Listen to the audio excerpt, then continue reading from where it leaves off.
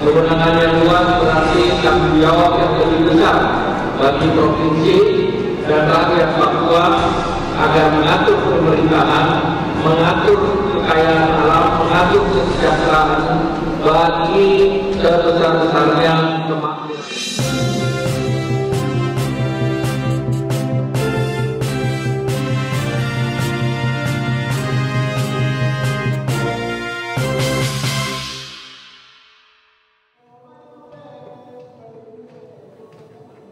Ketua Umum Partai Golkar Erlangga Hartanto yakin dengan target 70% suara Partai Golkar di tanah Papua tercapai saat pemilihan anggota legislatif tahun 2024 mendatang.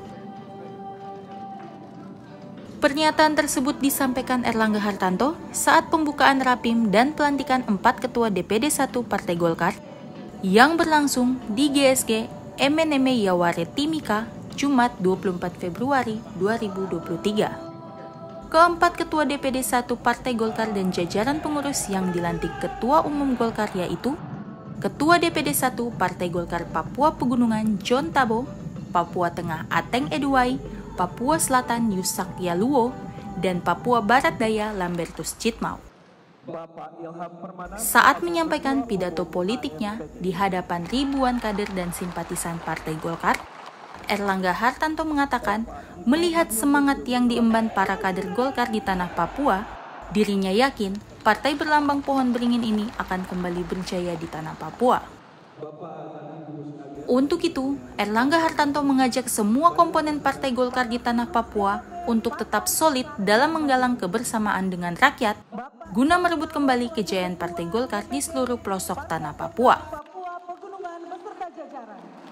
Berikut pidato politik Ketua Umum Partai Golkar Erlangga Hartanto. DPD Partai Golkar Papua Pegunungan, Papua Tengah, Papua Selatan, Papua Barat Daya, masa bakti 2020-2025, dan ini dapat saya nyatakan bahwa Partai Golkarlah partai politik pertama yang melakukan pelantikan dan menyelenggarakan kepengurusan DPD melalui musyawarah daerah. Dan Partai Golkar ini menunjukkan bahwa Partai Golkar adalah partai yang mendukung daerah otonomi baru. Dan bidangnya adalah Ketua Komisi 2 Bapak Ahmad Dori Kurniawan. Di dalam undang-undang, kalau di Amerika, daerah otonomi baru ini undang-undangnya undang-undang Ahmad Doli Kurnia. Jadi teman-teman di Papua harus paham bahwa dengan daerah otonomi Papua dan dukungan DPR secara melalui Komisi 2 yang dipimpin oleh Partai Golkar. Nah, ini harus disiapkan ke seluruh wilayah Papua. Dan tentunya kepada seluruh ketua-ketua yang baru dilantik, harapannya semoga tugas yang dibebankan dapat dilaksanakan sebaik-baiknya untuk kemenangan dan kebesaran Partai Golkar. Otonomi khusus pada dasarnya adalah pemberian kewenangan yang lebih luas untuk provinsi dan rakyat Papua untuk mengatur mengurus sendiri dalam kerangka negara kesatuan Republik Indonesia. Kewenangan yang luas berarti tanggung jawab yang lebih besar bagi provinsi dan rakyat Papua agar mengatur pemerintahan, mengatur kekayaan alam, mengatur kesejahteraan bagi sebesar-besarnya kemakmuran rakyat. Dan tentunya ini merupakan bagian dari seluruh rakyat Indonesia. Selanjutnya kita ketahui bahwa bagi Indonesia dalam pemerintahan Bapak Joko Widodo Ma'ruf Amin, pembangunan berbasis pembangunan yang merata wilayah timur dan barat itu menjadi penting. Dan saat ini untuk pertama kalinya investasi di wilayah timur atau investasi di luar Jawa lebih tinggi dari investasi di Jawa. Untuk pertama kalinya pertumbuhan di wilayah Maluku, Papua jauh lebih tinggi dari pertumbuhan ekonomi nasional. Papua dan Maluku pertumbuhannya di tahun 2022 8,65%, sedangkan pertumbuhan nasional adalah 5,3%. Namun pertumbuhan yang tinggi ini harus diikuti dengan pembangunan yang merata dan kesejahteraan yang merata.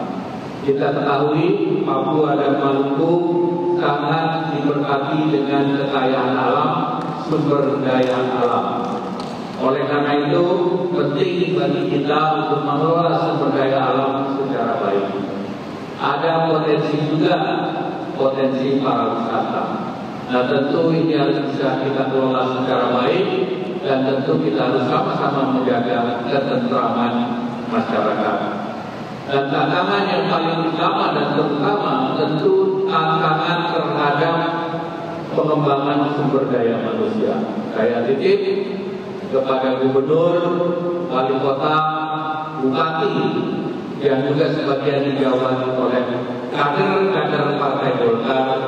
Saya minta kekayaan sumber daya alam ini diimbangi dengan kekayaan sumber daya manusia.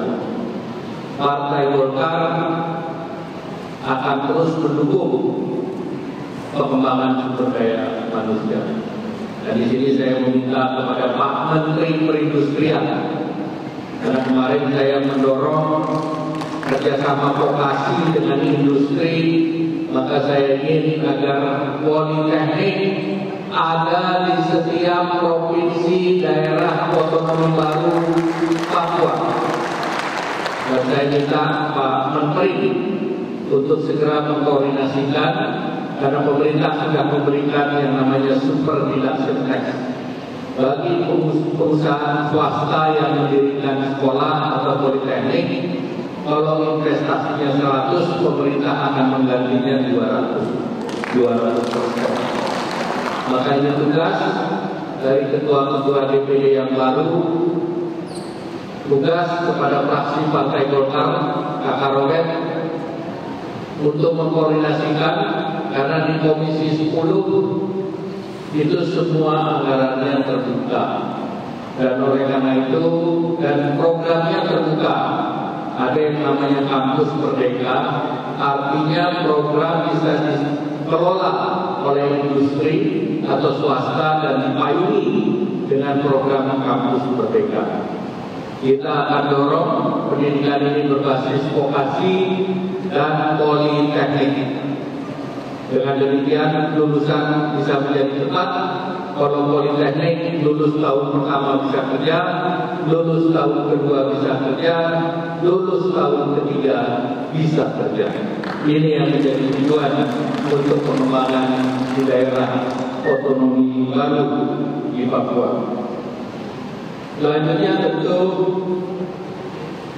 mengapa pemerintahan Pak Joko Widodo membangun ibu kota Nusantara yang baru. Tentu dengan ibu kota di Jawa, maka perekonomian kita 58% PDB itu ada di Jawa. Nah, kita ingin agar pertumbuhan yang lebih merata di tengah.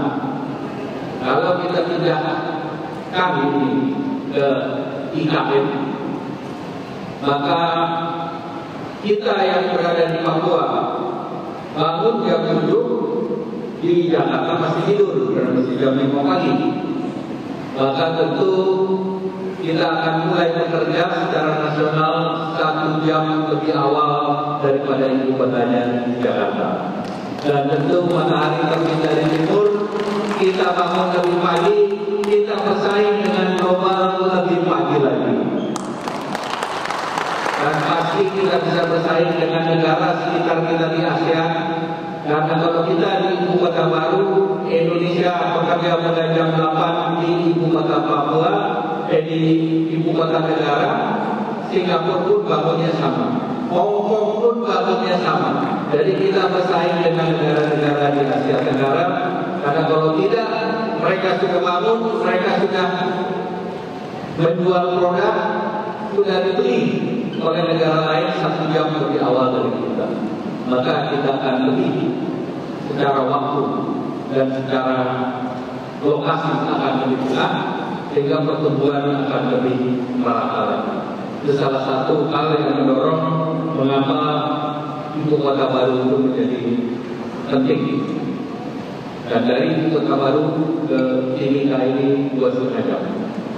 Kalau dari ibu kota Jakarta 5 jam. Jadi kita akan save setengah perjalanan untuk membangun wilayah Papua.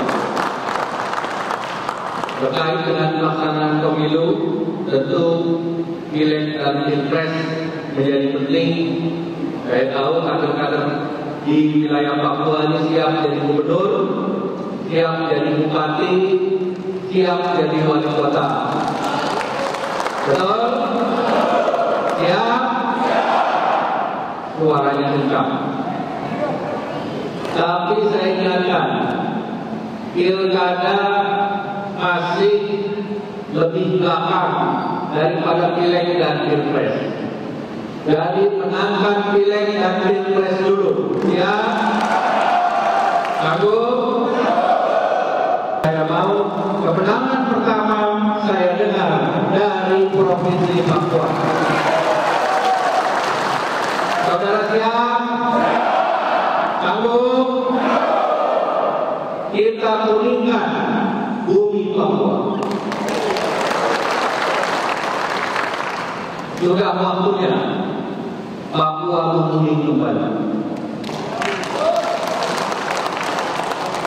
Partai Golkar sudah menanam untuk mendukung pemekaran daerah otonomi Papua. Saya berharap yang menanam, yang panen.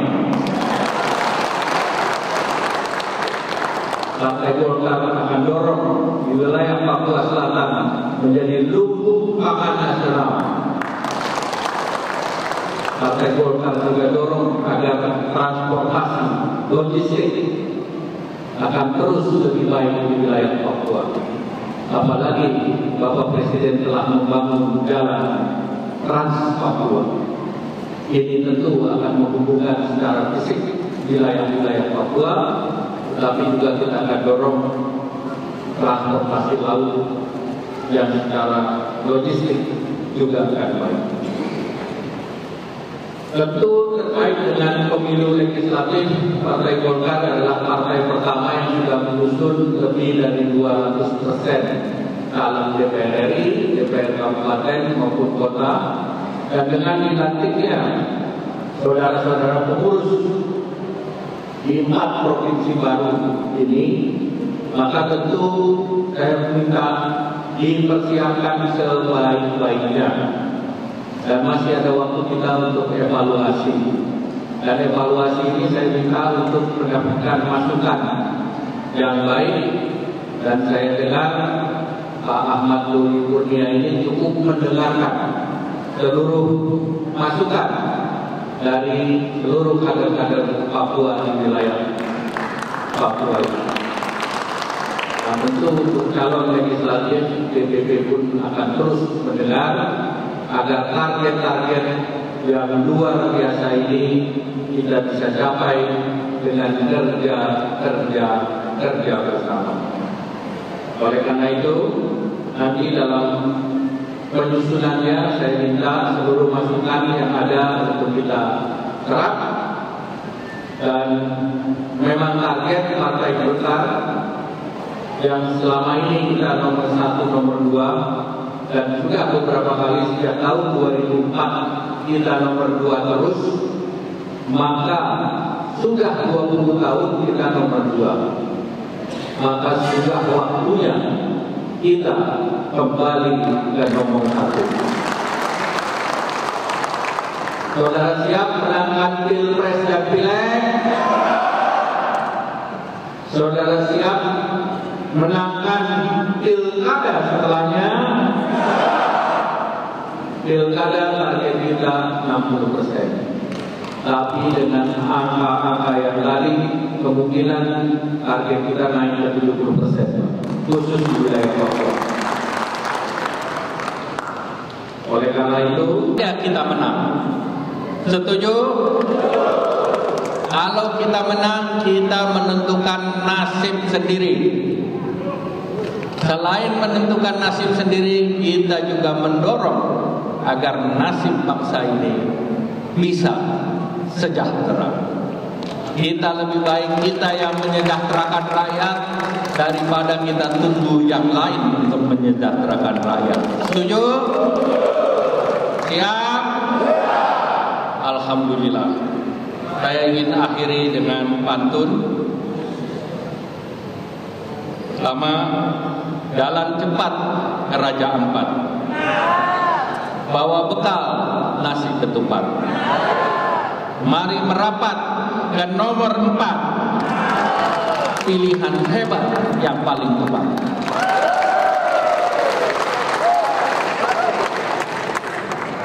Gadis Papua,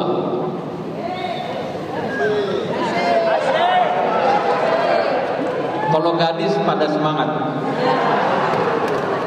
Gadis Papua sungguh memikat. Kalau disapa senyumnya lepas. Jika Golkar ingin maju dan kuat, ayo jaga kekompakan dan solidaritas. Terima kasih. Shalom. Rapim Partai Golkar di Timika berlangsung selama 3 hari, diikuti oleh Ketua, Sekretaris, dan Bendahara dari DPD 2 dan DPD 1 setanah Papua. Tim Liputan Media Papua Network melaporkan.